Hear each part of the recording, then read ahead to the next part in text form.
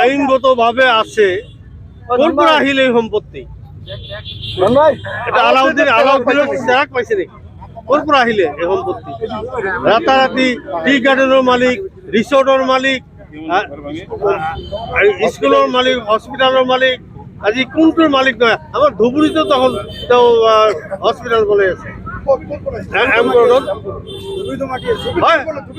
যিটো আমাৰ এম কৰোডত যিটো আমাৰ জুইশলা কাৰখানা আছে তাতে হেমন্ত বিশ্ব শৰ্মাৰ ঘৈণীয়েক তাত পাৰ্টনাৰশ্বিপত ইয়াত হোটেল বনাই আছে যদি ক'ত নাই সেইটো সোধক শদিয়াৰ পৰা ধুবুৰীলৈকে ক'ত তেওঁৰ সম্পত্তি নাই এই যে সম্পত্তি তেখেতে কৰিছে তেখেতে আইনীভাৱে কৰিছে নে বেআইনীভাৱে কৰিছে যদি বেআইনীভাৱে কৰিছে তেনেহ'লে আপোনাৰ তাত নিশ্চয় তথ্য আছে আপোনালোকে আইনী ব্যৱস্থা গ্ৰহণ কৰিব এইকাৰণে প্ৰতিবাদ আমি প্ৰতিবাদ কৰিছো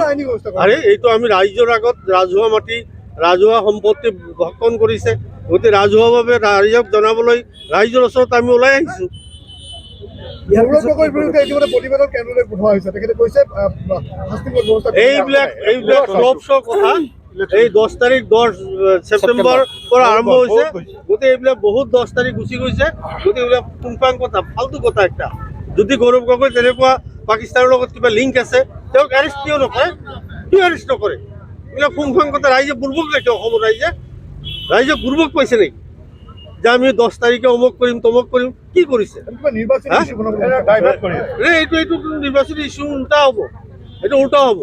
গৌৰৱ ৰাইজে এইটো বুজি পায় ৰাইজে গম পায় কাৰণ তেওঁৰ ওপৰত যদি তেওঁ পাকিস্তানী যদি কিবা আছে তেওঁৰ ওপৰত একশ্যন লওক আইনী ব্যৱস্থা লওক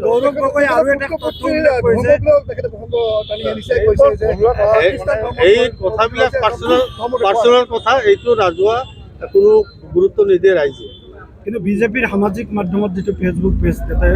এটা চাঞ্চল্যকৰ ভিডিঅ' তেওঁলোকে আপলোড কৰিছিলে য'ত মুখ্যমন্ত্ৰীয়ে মাৰণাস্ত্ৰ লৈছে আৰু গুলি আইনগতভাৱে আছে কোন পৰা আহিল এই সম্পত্তি চেৰাক পাইছে নেকি কোন পৰা আহিলে এই সম্পত্তি ৰাতাৰাতি টি গাৰ্ডেনৰ মালিক ৰিসোৰ্টৰ মালিক স্কুলৰ মালিক হস্পিটালৰ মালিক আজি কোনটোৰ মালিক নহয় আমাৰ ধুবুৰীতো তখন তেওঁ হস্পিটাল বনাই আছে যিটো আমাৰ এম কৰোডত যিটো আমাৰ জুইশলা কাৰখানা আছে তাতে হেমন্ত বিশ্ব শৰ্মাৰ ঘৈণীয়েক তাত পাৰ্টনাৰশ্বিপত ইয়াত হোটেল বনাই আছে গতিকে ক'ত নাই সেইটো সোধক শদিয়াৰ পৰা ধুবুৰীলৈকে ক'ত তেওঁৰ সম্পত্তি নাই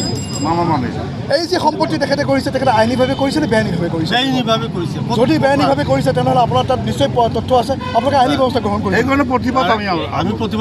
আইনী ব্যৱস্থা গ্ৰহণ এইটো আমি ৰাইজৰ আগত ৰাজহুৱা মাটি ৰাজহুৱা সম্পত্তি ভক্ষণ কৰিছে গতিকে ৰাজহুৱাভাৱে ৰাইজক জনাবলৈ ৰাইজৰ ওচৰত আমি ওলাই আহিছোঁ গৌৰৱ গগৈৰ বিৰুদ্ধে ইতিমধ্যে প্ৰতিবাদৰ কেন্দ্ৰলৈ পঠোৱা হৈছে তেখেতে কৈছে শাস্তিমূলক ব্যৱস্থা এইবিলাক ক্লব শ্ব কথা এই 10 তাৰিখ 10 ছেপ্টেম্বৰ পৰা আৰম্ভ হৈছে গতিকে এইবিলাক বহুত 10 তাৰিখ গুচি গৈছে গতিকে এইবিলাক পুংপাং কথা ফাল্টু কথা একটা যদি গৌৰৱ গগৈ তেনেকুৱা পাকিস্তানৰ লগত কিবা লিংক আছে তেওঁক এৰেষ্ট কিয় নকৰে এইবিলাক পুংপাং কথা ৰাইজে বুৰ্বক দেখে অসমৰ ৰাইজে বুৰ্বক পাইছে নেকি যে আমি 10 তাৰিখে অমুক কৰিম তমুক কৰিম কি কৰিছে নিৰ্বাচনী ইছ্যু এইটো নিৰ্বাচনী ইছ্যু উল্টা হ'ব গৌৰৱ ৰাইজে এইটো বুজি পায় ৰাইজে গম পায় কাৰণ তেওঁৰ ওপৰত যদি তেওঁ পাকিস্তানী যদি কিবা আছে তেওঁৰ ওপৰত একশ্যন লওক আইনী ব্যৱস্থা লওক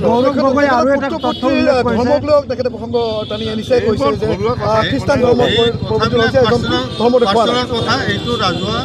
কোনো গুৰুত্ব নিদিয়ে ৰাইজে কিন্তু বিজেপিৰ সামাজিক মাধ্যমত যিটো ফেচবুক পেজ তাতে এটা চাঞ্চল্যকৰ ভিডিঅ' তেওঁলোকে আপলোড কৰিছিলে য'ত মুখ্যমন্ত্ৰীয়ে